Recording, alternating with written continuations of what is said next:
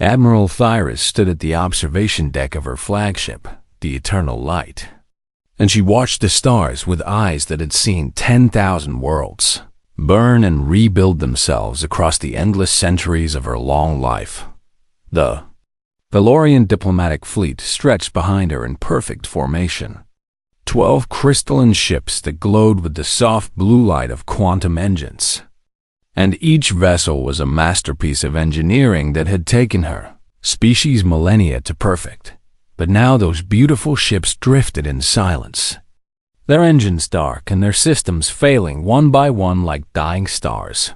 "Admiral," Commander Valus said as he approached her from behind, his silver skin reflecting the dim emergency lights that now illuminated the bridge.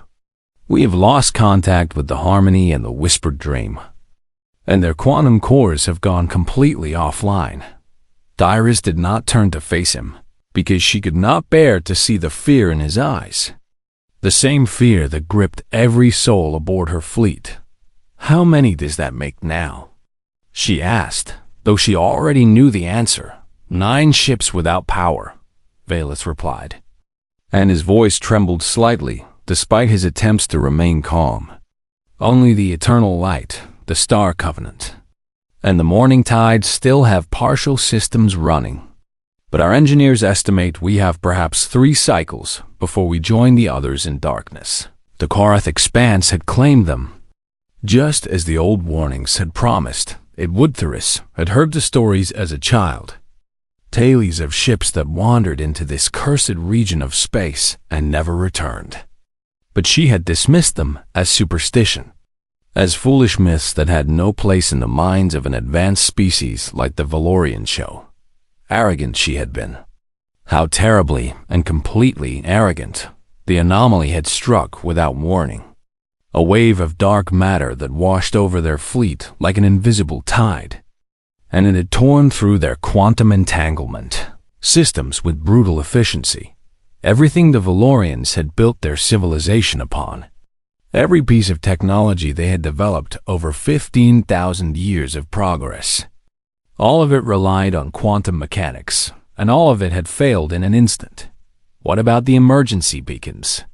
Thyris asked. "Subspace communications are impossible here," Valus answered, and he finally moved to stand beside her at the window.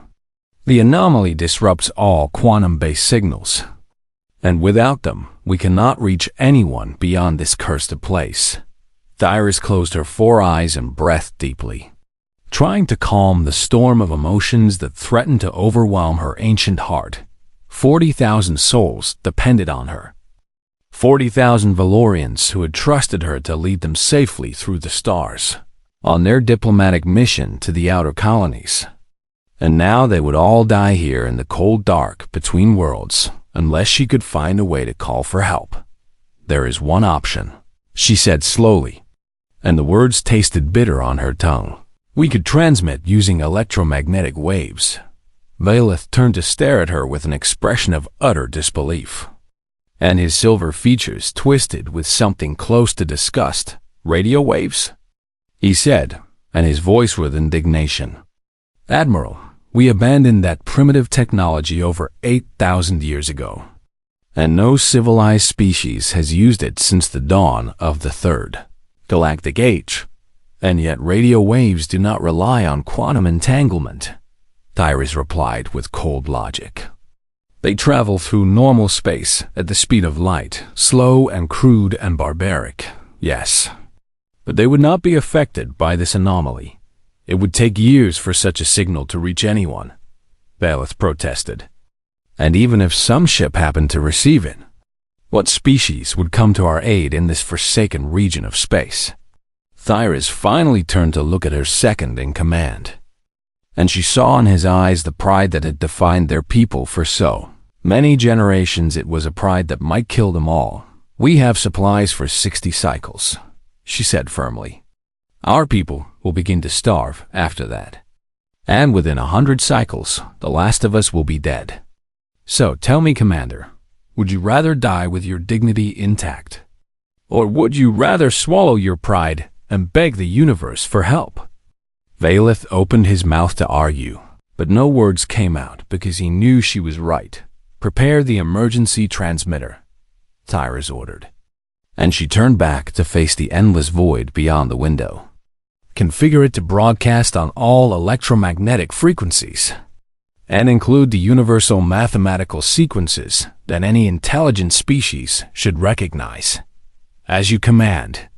"Admiral," Velas said quietly, and he walked away to carry out her orders with heavy steps, alone at the window. Thyres allowed herself a moment of weakness, and a single tear rolled down her silver cheek. She had commanded fleets in 3 wars and negotiated peace treaties that had saved billions of lives. She had been decorated by the High Council and praised as one of the greatest admirals in Valorian history. And now she would be remembered as the fool who led 40,000 people to their deaths in the Korath Expanse, or worse. She would be remembered as the admiral who begged primitive species for rescue like a helpless child. "Forgive me," she whispered to no one. "Forgive me for my arrogance and my pride." The transmission began an hour later. A simple pulse of radio waves that carried their coordinates and a desperate plea for assistance. It spread outward from the dying fleet at the speed of light. A message in a bottle cast into an ocean of stars. And Thyres watched it go with no hope in her heart. No one would come. Korath Expanse was avoided by every species in the known galaxy. And even if some ship received their signal, why would anyone risk their own lives to save strangers? The Valorians would not have done so, Tyrese realized with shame. And if another species had called for help from this cursed place, her people would have offered prayers for the dead and moved on with their lives. Perhaps that was why the universe had brought them here, to teach them a lesson about compassion that they had forgotten long ago. Days passed and became weeks, and the fleet grew darker as more systems failed.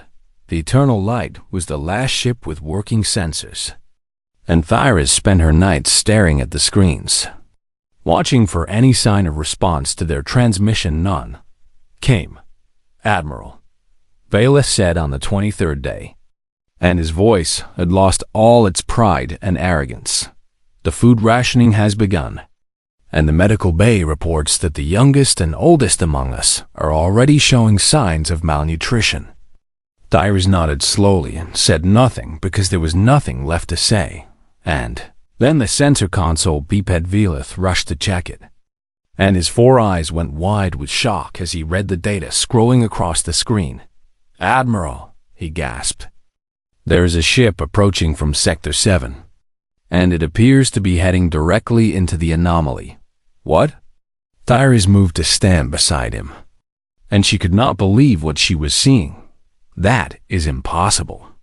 No species would be foolish enough to enter the Korath Expanse willingly. The ship's design does not match any known configuration," Velith continued, and his voice was filled with confusion. "It appears to be using some form of chemical propulsion. Its hull is made of simple metals and composite materials." "Chemical propulsion?" Thyres repeated, and she felt her hearts begin to race with something she had not felt in weeks. "Hope. Who are they?" she demanded. Velith checked the database and looked up at her with an expression she could not read. "According to our records," he said slowly, "they are called humans, and they have only been traveling among the stars for less than 300 years.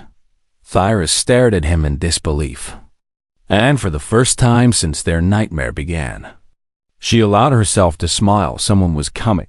Someone was actually coming to help them. Captain Elena Vasquez was drinking her 3rd cup of coffee when the alarm began to sound throughout the bridge of the United Earthship. Endeavor, she set down her mug with a sigh and turned to face her communications officer, a young man named Thomas Reyes, who was frantically adjusting his equipment with trembling hands. "Talk to me, Reyes," she said calmly. "What have we got?" "Captain, I am picking up something strange on the long-range electromagnetic receivers," Reyes replied without looking up from his screens. "It appears to be an artificial signal, and it is coming from deep within the Korath Expanse." The bridge fell silent at those words, because every spacer knew the stories about that cursed region of space. The Korth Expanse was a place where ships disappeared and navigation systems failed, where the laws of physics seemed to bend and break in ways that no scientist could explain. No human vessel had ever entered that zone and returned to tell the tale. "Are you certain?" Vasquez asked as she walked over to stand behind Reyes. "Could it be some kind of natural phenomenon?" "Negative, Captain." Reyes shook his head and pointed at the data on his screen. "The signal contains mathematical sequences that could only come from an intelligent source. And there are coordinates embedded in the transmission, along with what appears to be a distress message." Vasquez leaned closer and studied the readout with narrowed eyes. She had been a captain for 15 years and had seen many strange things in the vastness of space. But this was unlike anything she had encountered before. "Can you identify the source?" she asked. "Running it through the database now," Reyes said. And a moment later his eyebrows rose with surprise. "Captain, according to our records, this signal matches the communication protocols of the Valorian Confederation."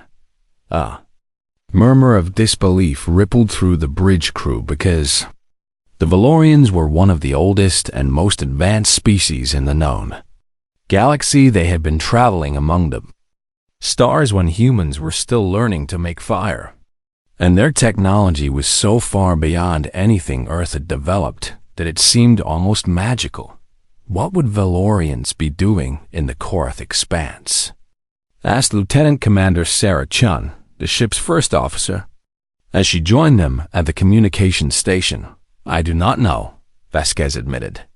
"But if they are transmitting a distress signal using primitive radio waves instead of their fancy subspace channels, then they must be in serious trouble." She straightened up and looked around at her crew, at the men and women who had followed her into the unknown reaches of space on a simple mapping mission. They were not soldiers or heroes, just ordinary people doing an ordinary job. But Vasquez could see the same thought forming in every mind. Someone out there needed help. "Helm," she called out. "Plot a course for the source of that signal, Captain," Chun said quietly. And she moved closer so that only Vasquez could hear her. "You cannot be serious. The Korth Expanse is a death trap, and every species in the galaxy avoids it for good reason." "I know," Vasquez replied. And she met her first officer's gaze with steady determination. "But there are people out there who might be dying while we stand here debating. And I did not become a captain to abandon strangers to their fate." Chun studied her face for a long moment and then nodded slowly. "Then what do you need me to do?" she asked. Vasquez smiled and clapped her on the shoulder. "Get Marcus Webb up here," she said. "If we are going into that anomaly, we are going to need our best engineer to keep us alive." Chief Engineer Marcus Webb arrived on the bridge 20 minutes later with grease on his hands and a confused expression on his weathered face. He was a large man with dark skin and gray hair, and he had been building and fixing starships since before Vasquez was born. "You called for me, Captain?" he said as he wiped his hands on a rag. "I was in the middle of calibrating the secondary fuel injectors."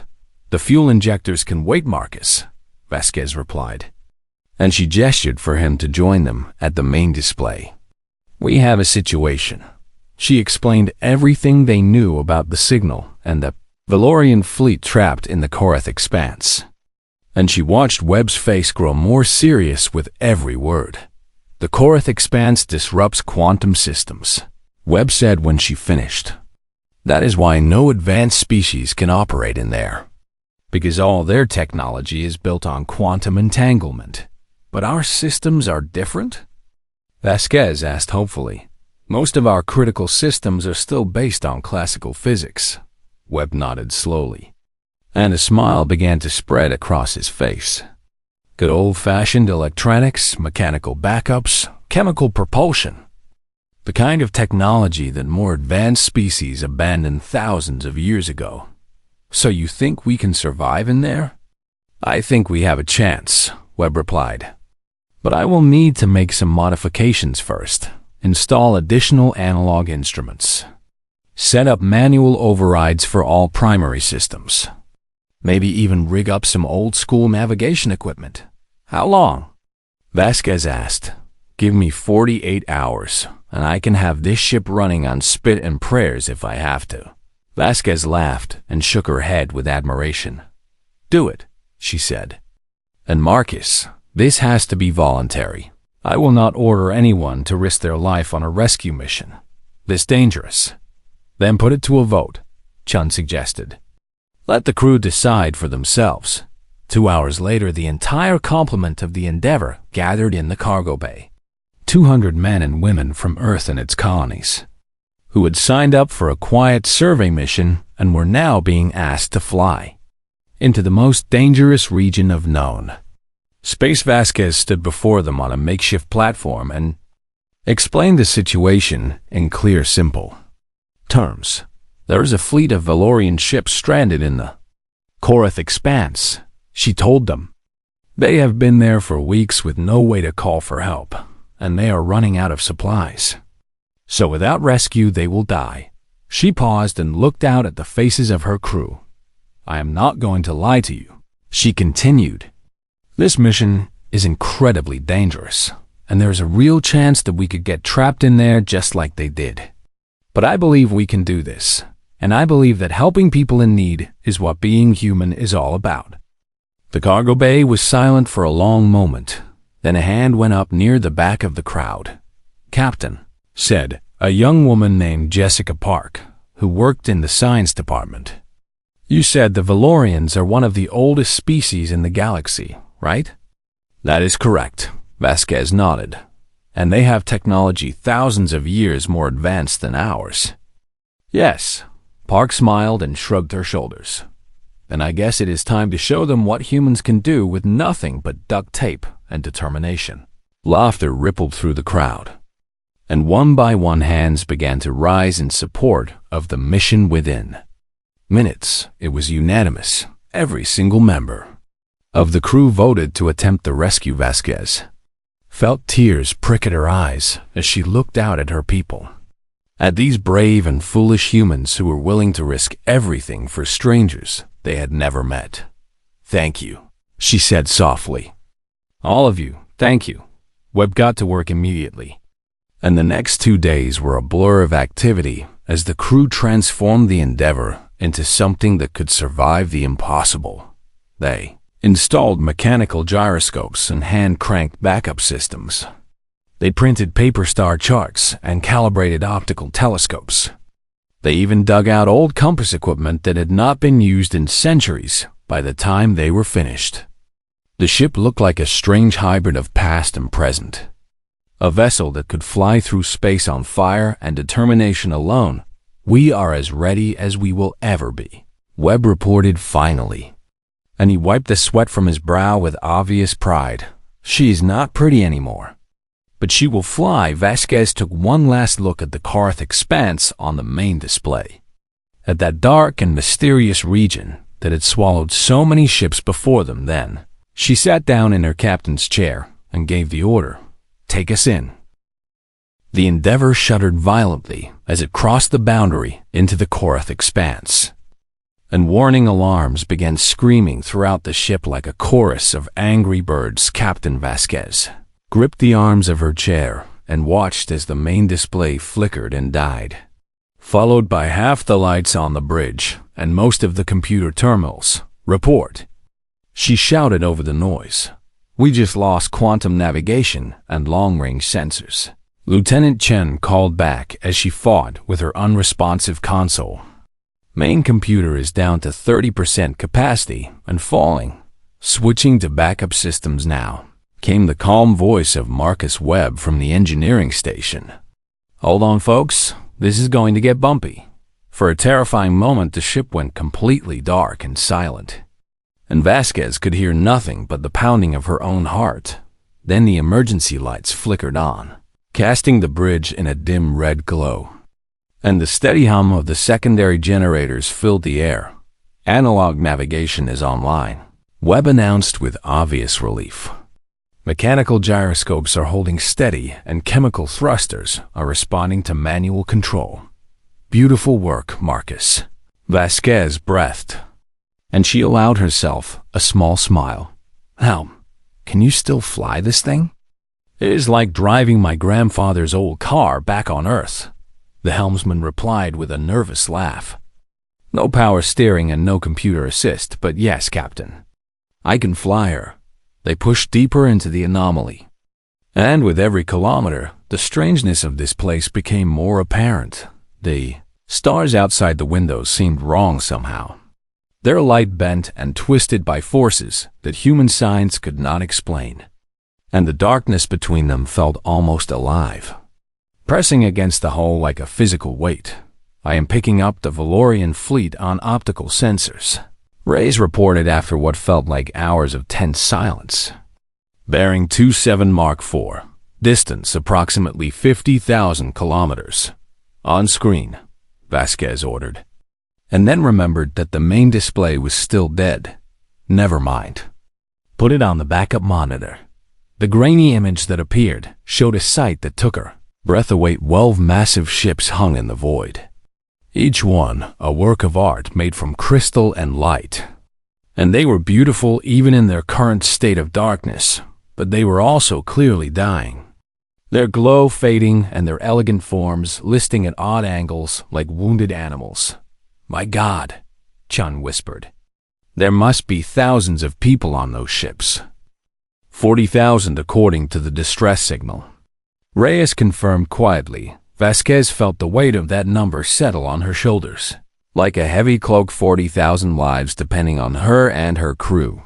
40,000 souls who would perish in the darkness if she failed. Open a channel, she ordered. Radio frequency. Wideband transmission. Channel open, Captain. Vasquez took a deep breath and spoke clearly into the communicator, Valorian fleet. This is the United Earthship Endeavor. We received your distress signal, and we are here to help. Please respond. For a long moment, there was only static.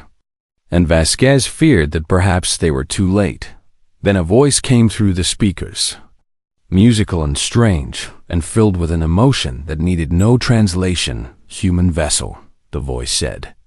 And Vasquez could hear tears in the words. This is Admiral Thyras of the Valorian diplomatic fleet. I cannot express what it means to hear your voice on the bridge of the eternal light. Admiral Thyras stood before her communication console with 4 wide eyes and a heart that threatened to burst from her chest. They had come against all logic and reason, against every instinct of self-preservation that should have kept them away. The humans had come, Admiral, Commander Valith said from beside her, and his voice was thick with disbelief. I am reading their ship on optical sensors, and you need to see this. He brought up the image on one of the few screens still functioning, and Thyras stared at the human vessel with something close to shock. It was small, perhaps 1/100th the size of her flagship, and it was made of crude metals and simple composites that looked almost primitive compared to Valorian crystal antenna, and dishes bristled from its hull like the quills of some strange animal. And she could see actual windows, physical glass windows, dotting its surface, but what truly amazed her was what she saw coming from its engine's fire. Human ship was propelling itself through space on columns of actual burning flame. Controlled explosions that pushed it forward with brute force rather than elegant quantum manipulation. They fly on combustion, Valith said, and he sounded like he could not decide whether to laugh or cry.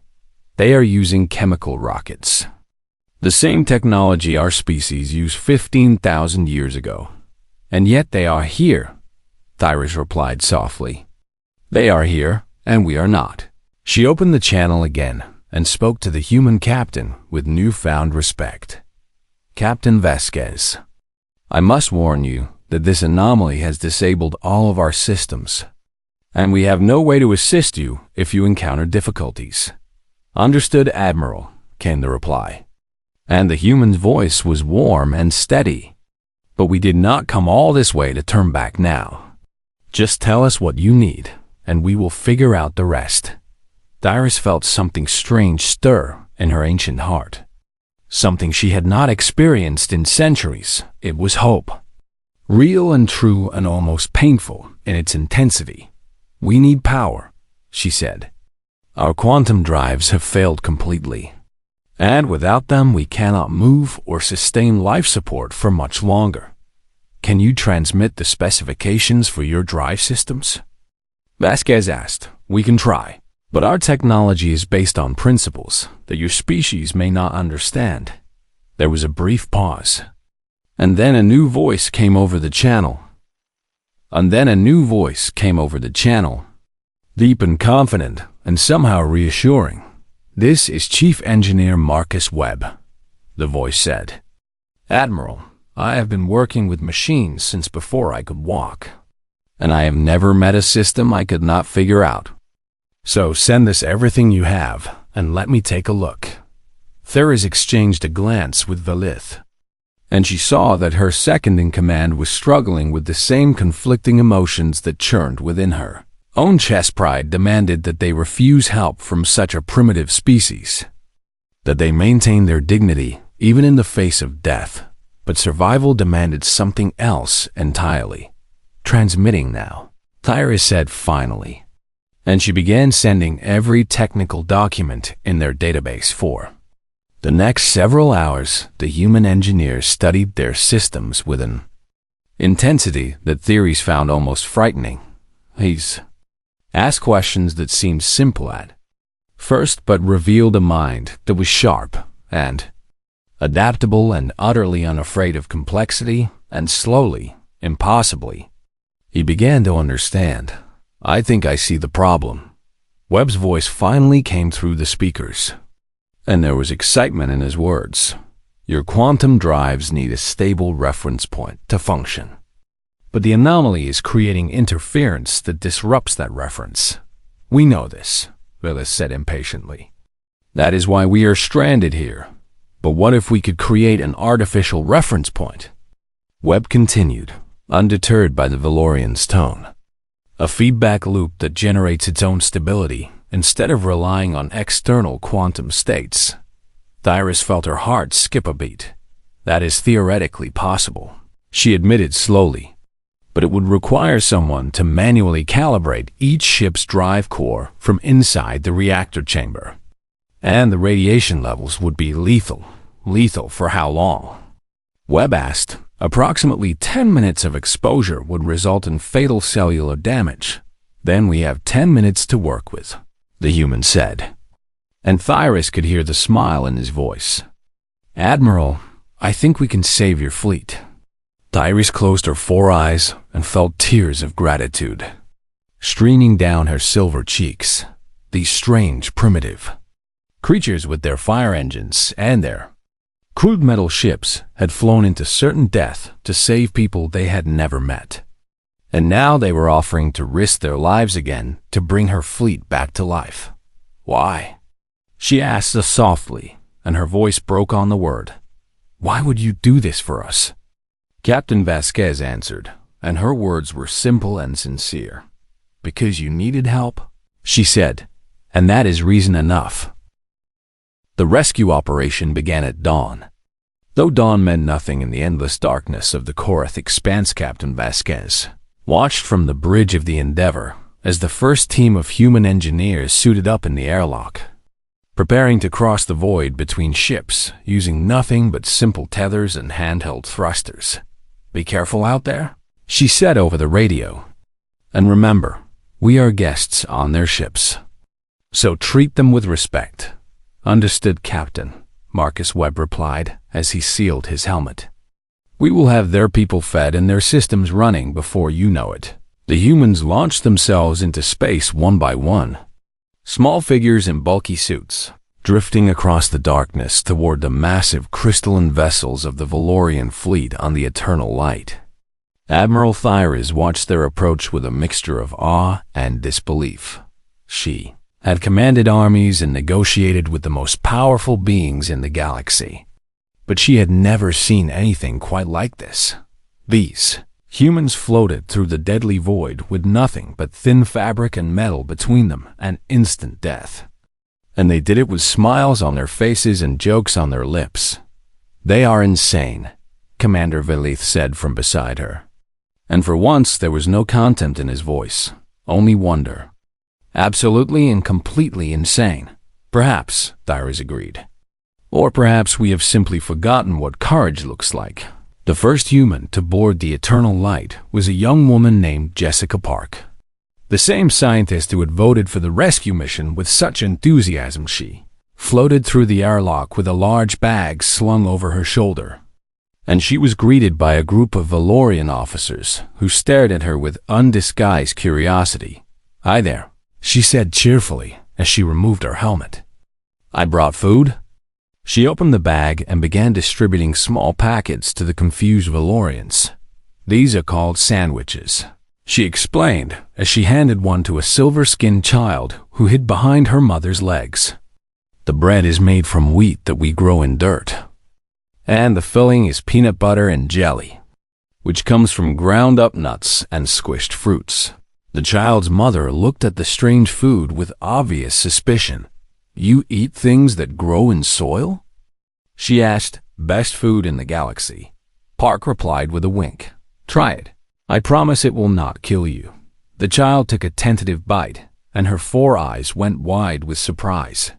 "It is sweet," she exclaimed, and she took another larger bite with obvious enthusiasm. Within an hour, the humans had distributed food throughout the Valorian fleet. Simple Earth meals that the ancient species had never encountered before. They brought soup in thermal containers, and fruit in sealed bags, and chocolate bars that quickly became the most popular item among the younger Valorians. But food was only the beginning. Marcus Webb led a team of engineers to the Eternal Light's drive chamber, where they began the delicate work of implementing his feedback loop solution. The Valorian engineers watched in fascination as the humans worked, using tools and techniques that seemed almost primitive but proved remarkably effective. "You are using a mechanical relay to regulate the quantum field?" asked a Valorian named Sorel, a young engineer who had been assigned to assist the humans. "Sometimes the old ways are the best ways," Webb replied as he tightened the bolt with a simple wrench. "Quantum systems are elegant and efficient, but they are also fragile, while mechanical systems are crude but reliable. Our teachers always told us that mechanical engineering was obsolete," Sorel admitted. "A stepping stone on the path to true technological advancement." Webb laughed and clapped the young Valorian on the shoulder. "Kid, let me tell you something I learned a long time ago," he said. "Technology is not about being advanced. It is about solving problems. And sometimes the simplest solution is the best one." Sorel nodded slowly, and something in his eyes suggested that he was beginning to understand. The work continued for days, with humans and Valorians laboring side by side to bring each ship back to life. It was exhausting and dangerous and often frustrating, but there were also moments of unexpected joy in the cargo bay of the Morning Tide. A human musician named David Chun pulled out a guitar and began to play songs from Earth. The Valorians gathered around him in silence, their 4 eyes wide with wonder as they listened to melodies unlike anything they had ever heard. Music was not unknown to their species, but it had long since become a formal and structured art, performed only by trained professionals in proper venues. The idea that an ordinary person might simply pull out an instrument and play for fun was utterly foreign to them. "Why do you do this?" asked an elderly Valorian who had been listening with tears in her eyes. "Because it makes people happy," David replied simply. "And right now, I think everyone could use a little happiness." On the 4th day of the rescue operation, disaster nearly struck. The drive core of the Harmony had become unstable during the recalibration process, and someone needed to enter the radiation-flooded chamber to manually adjust the quantum regulators. "I will go," Captain Vasquez announced when she heard the news. "Captain, The radiation levels are lethal, Lieutenant Chun protested. You would not survive more than 10 minutes in there. Then I have 10 minutes to get the job done. But before Vasquez could move, a voice interrupted from across the room. No, said Sorrel, the young Valorian engineer. I will do it. Everyone turned to stare at him in surprise. With respect, Velith said coldly. This is not your decision to make. Yes, it is, Sorrel replied. And there was steel in his voice that had not been there before. The humans have risked everything to save my people. And they were willing to die for strangers they had never met. So how can I do any less for them? He looked at Webb with determination in his 4 eyes. You have shown me that courage is not about technology or advancement, he said. It is about doing what is right even when it is hard. And this is the right thing to do. Webb studied the young Valorian for a long moment. And then he nodded slowly. Then let us give you the best chance we can, he said. The humans and Valorians worked together to create a makeshift radiation suit, combining human materials with Valorian technology in ways that neither species had ever attempted before. It was ugly and awkward and would only provide a few extra minutes of protection. But it was the best they could do. Sorrel entered the chamber with the weight of 2 species watching his every move. The radiation alarm screamed as he worked. His hands steady despite the fear that must have been coursing through his veins. He adjusted the first regulator, then the second, then the third. And with each success, the quantum drive hummed louder and stronger. 30 seconds, Webb called over the radio. You need to get out now. Almost there, Sorrel replied through gritted teeth. Just one more adjustment. The final regulator clicked into place. And the drive core burst into brilliant blue light as it came fully online. Sorrel stumbled out of the chamber and collapsed into the arms of waiting medics. His silver skin pale but a smile on his face. Did it work? He asked weakly. It worked, Webb confirmed. And there were tears in his eyes. You crazy brave kid. It worked. One by one, the ships of the Valorian fleet came back to life. Their quantum drives humming with renewed power as the humans' feedback loop solution proved successful beyond all expectations, and throughout the fleet, Valorians looked at humans with new eyes, seeing not primitive creatures to be pitied, but partners to be respected, friends to be treasured, family to be loved. The edge of the Karth expanse glittered with stars that seemed brighter than any Thyris had ever seen. And she stood at the observation deck of the Eternal Light watching her fleet prepare for the final jump home. 12 ships that had been dead in the darkness now hummed with life and purpose. Their crews healthy and fed, and filled with a hope that had seemed impossible just weeks ago, and floating beside them. Small and battered but proud was the human vessel that had made it all possible. Admiral, a voice said from behind her. Captain Vasquez has accepted your invitation. She is on her way to the main hall now. Thyris nodded without turning around. Thank you, Commander Velith. Please ensure that everything is prepared for the ceremony.